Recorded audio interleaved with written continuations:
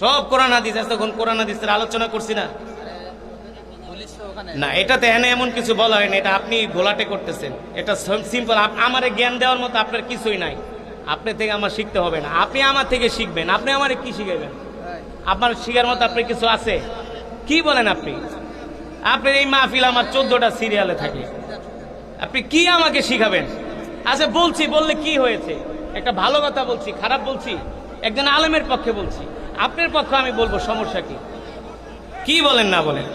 একজন আলেমের পক্ষে বলবো না, আপনার পক্ষে আমি বলবো, সমস্যা কি? এগুলো এত ছোট মন মানসিকতা নিয়ে চলেন না তো। প্রচারণা করি নাই তো, প্রচারণা করলে তো মিছিল করতাম, স্লোগান দিতাম। আমি কি কোনো স্লোগান দিছি? সমস্যা নেই, এটা এমন কোনো বিষয় না যে হ্যাঁ বললেই যে সে কিছু হয়ে যাব। প্রতিটা সমাজে, প্রতিটা জায়গায়, প্রতিটা জেলায় যদি আলেমরা জনগণের দায়িত্ব নেয়, কোনোদিন ওই আলেম জনগণের চাল চুরি আর তেল চুরি করবে না। ইনশাআল্লাহ চ্যালেঞ্জ করে বলতে পারি, দেখবেন যে আলেমরা এমপি হয়েছে 5 বছর পরে 2 টাকার দুর্নীতিও ধরতে পারবেন না। ইনশাআল্লাহ ধরতে পারবেন না। এমপি ছিলেন মাওলানা সাইদি রহমতুল্লাহ আলাই, মতিউর রহমান নিজামী, আলী হাসান মুজাহিদ। মতিউর রহমান নিজামী শিল্পমন্ত্রী ছিলেন, তার মন্ত্রণালয়ে 2 টাকার দুর্নীতি দেখাইতে পারে না। মুফতি ফজলুল হক আমিনী, মুফতি শহীদুল ইসলাম এমপি, এই আপনাদের পাশে নড়াইলে, যার সাথে শেখ হাসিনা হারছে, 2 বারের এমপি। এখনো নড়াইলে গেলে নড়াইলের হিন্দুরা পর্যন্ত বলে মুফতি সাহেবের মতো এমপি আজ পর্যন্ত পাই নাই। আলেমরা দুর্নীতি করে না, জনগণের সম্পদ চুরি করে না। এই জন্য আলেম প্রতিনিধি দরকার, ঠিক কিনা? শুধু আলেমদের কথা বলবো না, আলেমরা ছাড়া অন্য দলেও যদি নামাজি, দিনদার, ভালো লোক থাকে, পরহেজগার, তাকেও আপনারা সমর্থন করবেন। যদি ভালো আল্লাহওয়ালা হয়, কি বলেন? যদি আল্লাহওয়ালা হয়, দিনদার হয়, নামাজ পড়ে, তাকেও সমর্থন করবেন। আপনারা তাকে সমর্থন করবেন। একজন আলেম, তরুণ, ইয়াং, এমন একজন তরুণ দরকার সমাজের নেতৃত্ব দেওয়ার জন্য, কি বলেন?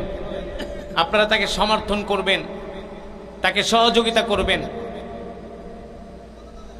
সবাইকে ভালোবাসবেন।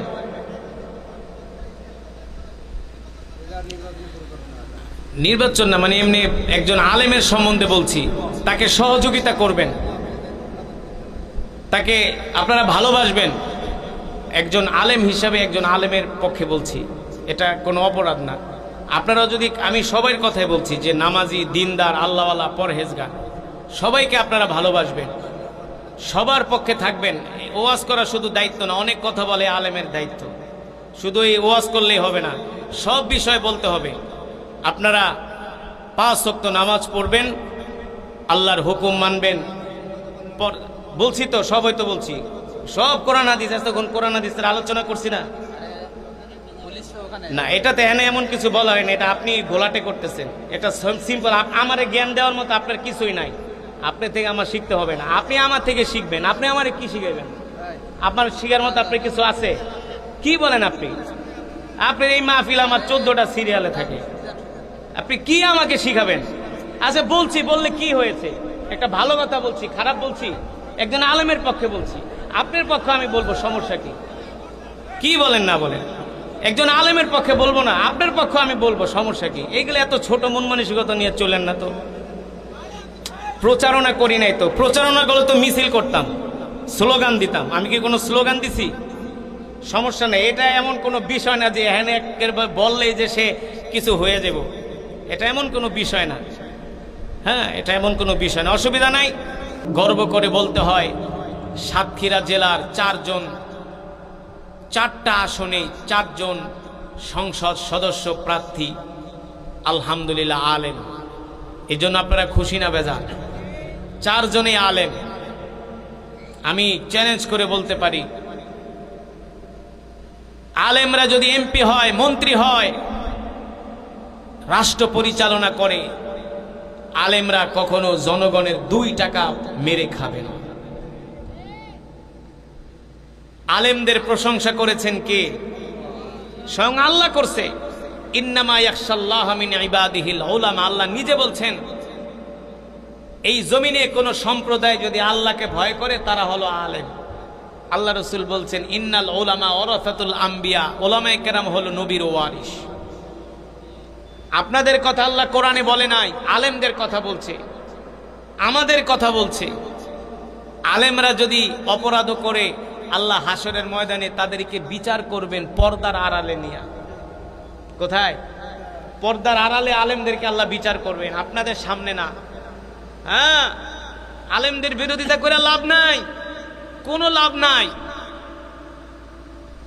আলেমদেরকে স্বয়ং আল্লাহ ভালোবাসেন। আল্লাহ কেন আলেমদেরকে ভালোবাসেন? আলেমরা আল্লাহকে ভয় করে। কাকে ভয় করে? আল্লাহ। আলেমরা আল্লাহ তাআলাকে ভয় করে। আর আলেমরা যদি না থাকে আপনাদেরকে দ্বীনের কথা কে বলবে বলেন? কে বলবে? এই কোরআনের কথা কে বলবে বলেন?